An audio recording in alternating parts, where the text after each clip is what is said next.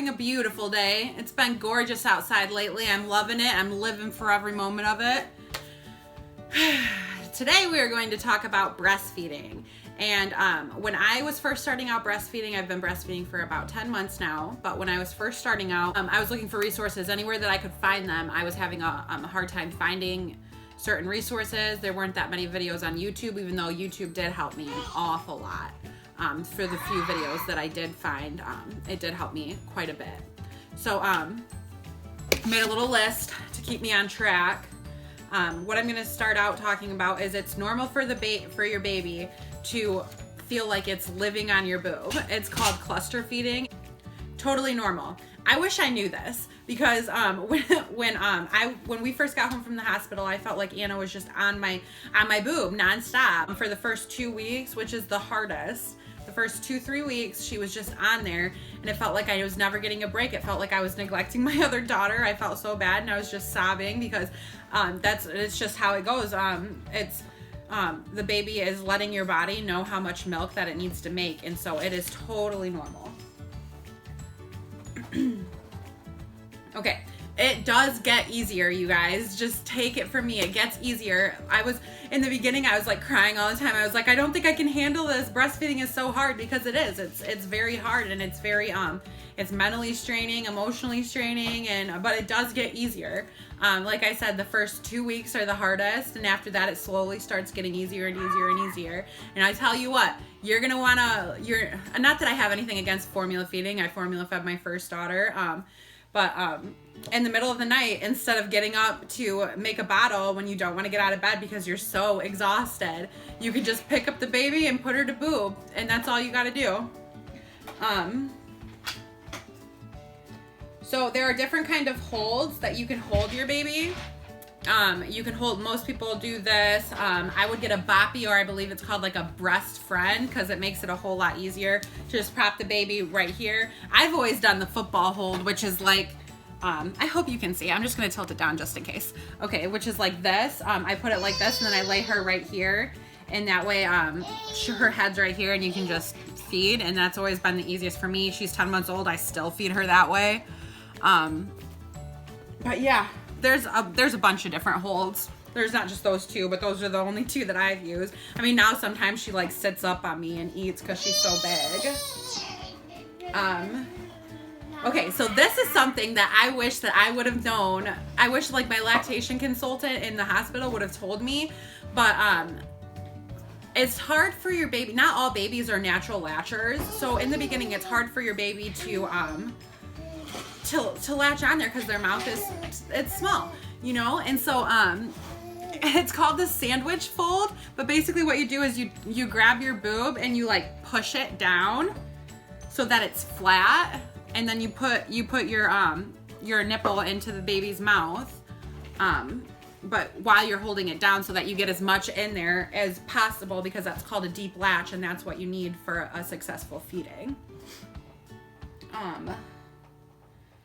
So there's a device called a Hookah. I will insert a picture of it. Mine's dirty, so I didn't really want to bring it out, but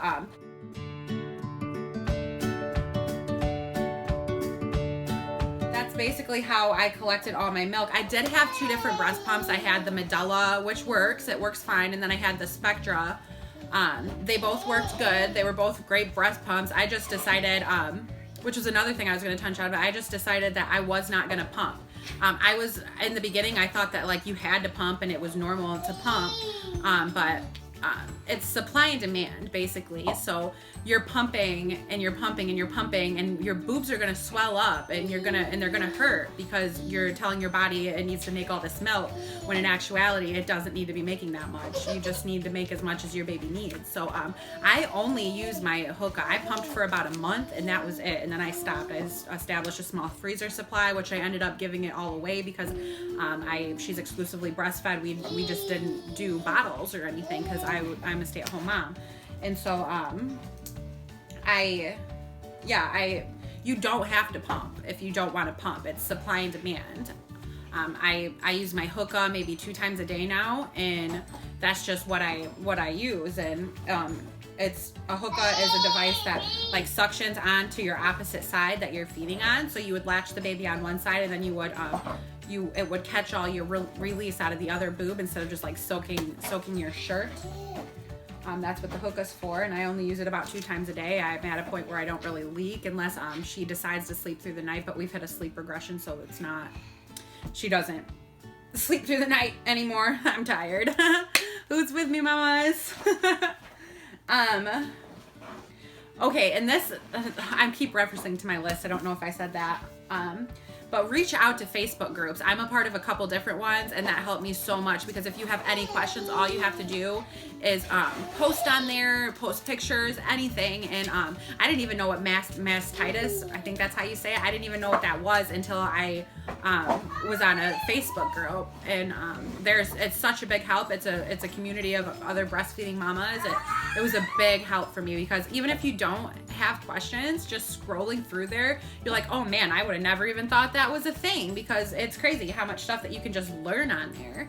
And it is great for when you do have questions. You don't have to like try to call your doctor, and if it's after hours, just post it on there and see what everybody says, because chances are someone's already gone through it.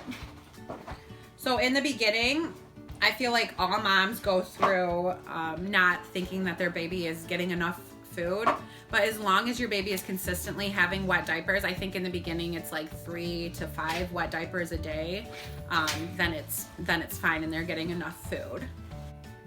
Oh, this is something I didn't even write down. It's called breastfeeding jaundice, which is what my daughter had, and the doctors, when I left the hospital, told me that I should lay her in front of a window for like 20 minutes a day so that the sun can help break down that jaundice.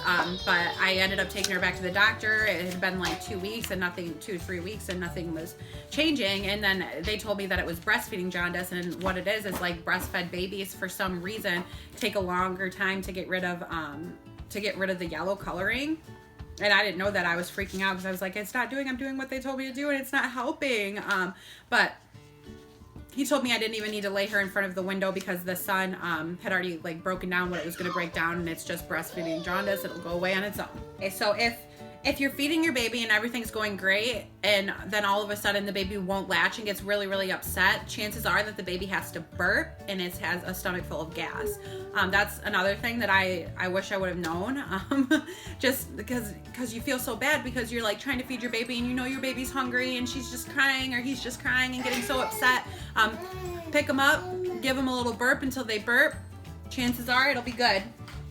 And another way to get a deep latch is to hand express in the beginning, because once you guys continue to go, you guys will form a nice routine and you won't need to like do all this extra stuff. But like you hand express, and then you put what's coming out of the nipple up to the baby's nose, and then instincts will tell the baby to like open wide, and then you bring the baby to your boob, and that's instead of putting your boob in the baby's mouth. That helped me a lot in the beginning too. And don't be afraid when you're in the hospital if you like, because everybody, well not everybody, but in the beginning it's really, really hard when you're still like right after delivery. It's going to be painful because your uterus is contracting, so that it goes back down to, this video is all over the place. I'm so sorry, you guys. But your uterus is like contracting. And that's what the pain is it's breastfeeding causes your uterus to shrink down to size faster than if you would to formula fed. And at one point I just couldn't handle it, and I asked if I could have like a syringe in one of the formula containers, and I like gave her a little bit of formula so that she would sleep, because it was just, I don't know how to explain it. It was just really hard and emotional, and with COVID and everything else going on in the world, I wasn't allowed to have any visitors, and I had a C-section, so I couldn't move. But don't be afraid to ask. If you feel like your baby needs it, don't be afraid to ask. And they'll try to keep you away from a pacifier too, saying not to offer it to your baby. But as long as your baby's latching on good and eating good, and if you want to give your baby a pacifier, give your baby a pacifier. There is a chance that your baby will get nipple confusion, and that's kind of why they ward you against it. But I gave her a pacifier in the hospital to have like a break from the contractions, and Anna did completely fine. I know every baby's different, so that's a call you'll have to make on your own.